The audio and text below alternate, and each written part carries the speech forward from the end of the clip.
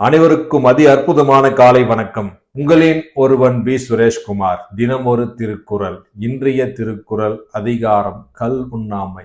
ஆங்கிலத்துல not drinking bomb வைன்னு சொல்லுவாங்க. குறள்: நான் என்னும் நல்லால் புறங்கொடுக்கும் கல் என்னும் பேனா பெருங்குற்றந்தாருக்கு.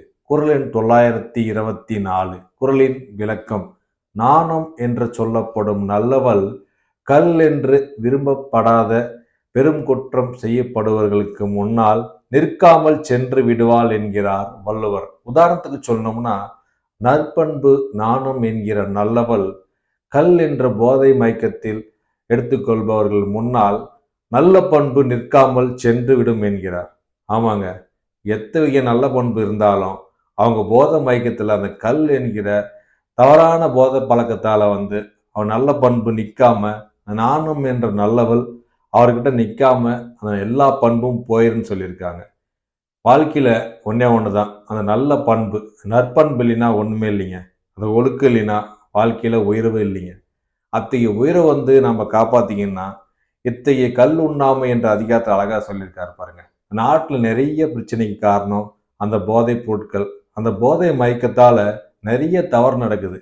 நாட்டில் நிறைய பார்த்துருப்போம். நிறைய பாலியல் பலாத்காரமா இருக்கட்டும், நோட்டில் நடந்து போகும்போது அந்த செயின் ஸ்மேக்கிங் நகையை திருடுறதா இருக்கட்டும், அதே மாதிரி கல்லூரி படிக்கும் மாணவர்கள் படிப்பு ஒழுங்காக முடிக்காம அவங்க வாழ்க்கை கெட்டு போறதா இருக்கட்டும்.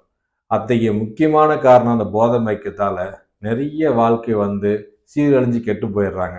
அவங்க என்னதான் நல்ல பண்பு இருந்தாலும் அந்த கல் என்கிற அந்த போதை பழக்கத்தால எல்லாருமே அந்த நல்ல பண்பு இல்லாம போயிருன்னு சொல்லியிருக்காரு பாருங்க. பல ஆயிரம் வருஷத்துக்கு முன்னாடியே வள்ளுவர் அழகா சொல்லியிருக்காரு இந்த கல் உண்ணாமை என்ற அதிகாரத்துக்கு. கண்டிப்பா அனைவரும் இக்குறள் மூலம் நல்லதை நினைப்போம், நல்லதை செயல்படுத்துவோம், மற்றவர்களுக்கு நல்லதை விதைப்போம். நல்ல விதை நல்ல மரமாக வரும். ஆகையால் நாம் அனைவரும் நல்ல விதையை நட்டு நல்ல மக்களை பேணி காப்போம். மீண்டும் திருக்குறள்: நான் என்னும் நல்லால் புறங்கொடுக்கும் கல் என்னும் பேனா பெருங்குற்றந்தாருக்கு. திருக்குறள் கற்போம், வாழ்வில் உயர்வோம். நன்றி, வணக்கம்.